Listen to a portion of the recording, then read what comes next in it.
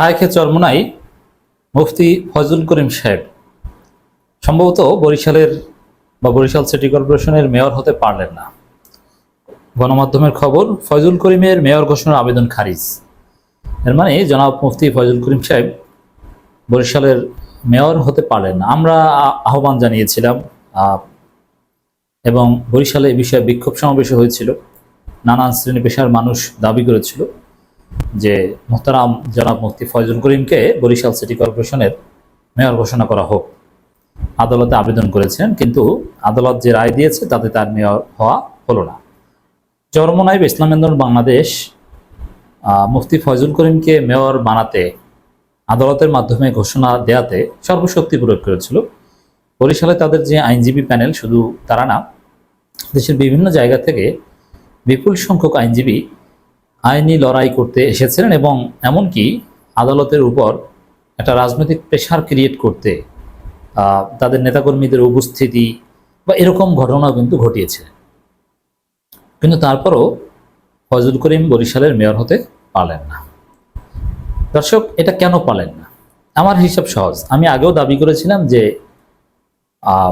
Faizul Karim deserves this post. এখনো বলছি, ফয়জুল করিমকে মেয়র ঘোষণা করা উচিত ছিল। কোন দিক থেকে বলেছিলাম? বিএনপি নেতা ইঞ্জিনিয়ার ইশরাক যদি মেয়র হতে পারেন তাহলে ফয়জুল করিম অবশ্যই হতে পারবেন। চট্টগ্রাম ডাক্তার শাহাদাত যদি মেয়র হতে পারেন তাহলে ফয়জুল করিম অবশ্যই হতে পারেন। ফয়জুল করিমকে যদি মেয়র ঘোষণা না করা হয় তাহলে ডাক্তার শাহাদাত এবং ইঞ্জিনিয়ার ইশরাককেও বাতিল করতে হবে। ইশরাক এবং শাহাদাতের মামলাটাকে যদি একটা প্রেসিডেন্স হিসেবে আমরা ধরি, রিসেন্ট কেস, তাহলে অবশ্যই ফয়জুল করিম সাহেবকেও মেয়র ঘোষণা করা উচিত ছিল আদালতের। তারা যে রায় দিয়েছে, এই রায় ন্যায়ভ্রষ্ট একথা বলবো না, সাম্প্রতিক প্রেসিডেন্সের পরিপন্থী। এই ধরনের মামলায় রিসেন্ট ঘটনা যেটা ঘটেছে ইঞ্জিনিয়ার ইশরাক এবং ডাক্তার শাহাদাতের ক্ষেত্রে, সেগুলো অনুকরণীয় হওয়া উচিত ছিল, কিন্তু হয়নি।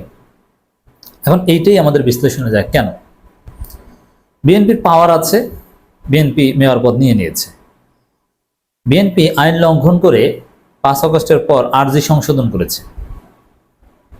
এরপরে তড়িঘড়ি করে নির্বাচন কমিশনকে চাপ দিয়ে আইন মন্ত্রণালয়ের মতামতের আগেই গেজেটের ব্যবস্থা করেছে এবং ইশরাক তার বায়োতে লিখেছে মেয়র ঢাকা দক্ষিণ সিটি কর্পোরেশন।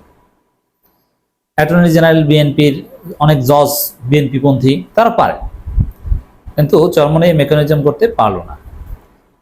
এখন ইসলামপন্থীরা সবাই যদি ঐক্যবদ্ধ হতো, জামাত, চরমোনাই, বনানো সবাই মিলে ঐক্যবদ্ধ হলে বিএনপি যে কায়দায় মেয়র পদ বাগিয়ে নিয়েছে ওই কায়দায় চরমোনাইও পারত, কিন্তু ইসলামপন্থীরা এখন পর্যন্ত সব জায়গায় সব বিষয়ে ঐক্যবদ্ধ হতে পারেনি। এটা একটা সমস্যা। আইনের দিক থেকে যদি বলি, একেবারে প্রকৃত অর্থে আইনের কথা হচ্ছে ডাক্তার শাহাদাত, ইঞ্জিনিয়ার ইশরাক, ফয়জুল করিম কাউকেই মেয়র বানানো উচিত না, কারণ ওই নির্বাচনে অবৈধ।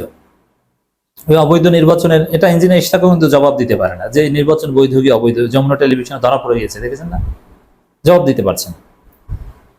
ওগুলো আসলে গায়ের জোরে বিএনপি মেকানিজম করে পারেছে। এখন বিএনপি হতে পারলে ফয়জুল করিমকে করতে হবে, আর ফয়জুল করিমকে করলে অ্যাটলিস্ট অন্য যে কাউকে করার চাইতে জনগণ ভালো সেবা পেত। তিনি সৎ লোক, ভালো লোক, এতে কোনো সন্দেহ নেই। এরকম সৎ লোক বাংলাদেশের ইতিহাসে মেয়র হয়েছে কিনা এর আগে আমার জানা নেই। এটা আসলে শক্তিমত্তার বিষয়, মেকানিজমের বিষয়। সেই শক্তিমত্তা মেকানিজম এটা দেখাতে চরমোনাই ব্যর্থ হয়েছে। বিএনপির যেরকম সব জায়গায় লোক আছে তারা সরকারকে চাপ দিতে, অথবা বিএনপিকে নিয়ে যেরকম স্থানীয় সরকার মন্ত্রণালয় কেউ খেলে, অনেককে ম্যানেজ করেছে, যেটা চরমোনাইয়ের ক্ষেত্রে ঘটেনি। আমার মনে হয় না যে পরবর্তীতে আপিল করলে বা অন্য কোনোভাবে তার মেয়র হওয়ার আর কোনো সুযোগ থাকবে। বরং ফয়জুল করিমের মামলার মাধ্যমে ইঞ্জিনিয়ার ইশরাক এবং ডাক্তার শাহাদাতের মেয়র হওয়াটা প্রশ্নবিদ্ধ হবে। ইসলামী আন্দোলন বাংলাদেশের সিনিয়র নায়েবে আমির সৈয়দ মোহাম্মদ ফয়জুল করিমের বরিশালের নির্বাচনী ট্রাইব্যুনালের মেয়র ঘোষণা আবেদন খারিজ করেছে আদালত। 5 মে দুপুর 12:30টায় নির্বাচনী ট্রাইব্যুনালের বিচারক ও বরিশাল সদর সিনিয়র সহকারী জজ হাসিবুল হাসান এ আদেশ দেন। ফয়জুল করিমের আইনজীবী শেখ আবদুল্লাহ নাসির জানান, ঘটনার পর বহুদিন অতিবাহিত হওয়ায় মামলাটি গ্রহণের পর্যায়ে না থাকা সহ বিভিন্ন কারণ দেখিয়ে আদালত আবেদন খারিজ করেছে। তবে এই বিষয়ে উচ্চ আদালতে যাওয়ার কথা জানান তিনি। হ্যাঁ, আইন এটাই, 1 মাস পর মামলা করার সুযোগ নেই, কিন্তু ওই বিএনপির ক্ষেত্রে হয়েছে।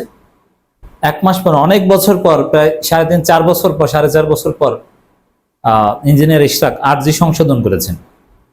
মানে এটার কোনো সুযোগ আদৌ আইনে নেই। ইসলামী আন্দোলন বাংলাদেশের কেন্দ্রীয় মিডিয়া সেলের প্রধান সমন্বয়ক কে এম শরীয়তুল্লাহ বলেন, ন্যায় বিচার পেতে এই বিষয়ে শীঘ্রই উচ্চ আদালতে দ্বারস্থ হবে। উচ্চ আদালতেও ফজলুল করিমকে মেয়র ঘোষণা করা হবে না, তবে এটা একটা রাজনীতি।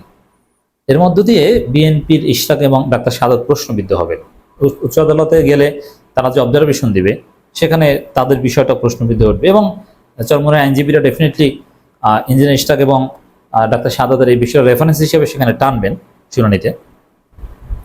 2023 সালে অনুষ্ঠিত বরিশাল সিটি কর্পোরেশন নির্বাচনে ইসলামী আন্দোলন বাংলাদেশের প্রার্থী মুফতি মোহাম্মদ ফয়জুল করিমকে মেয়র ঘোষণা করার জন্য 17 এপ্রিল বরিশাল নির্বাচন ট্রাইব্যুনাল আবেদন করা। এখন 17 এপ্রিল কেন করা হয়? ওই ইঞ্জিনিয়ার ইশরাকেরটা দেখা দেখি, এই জন্য ইশরাক প্রশ্নবিদ্ধ হবেন।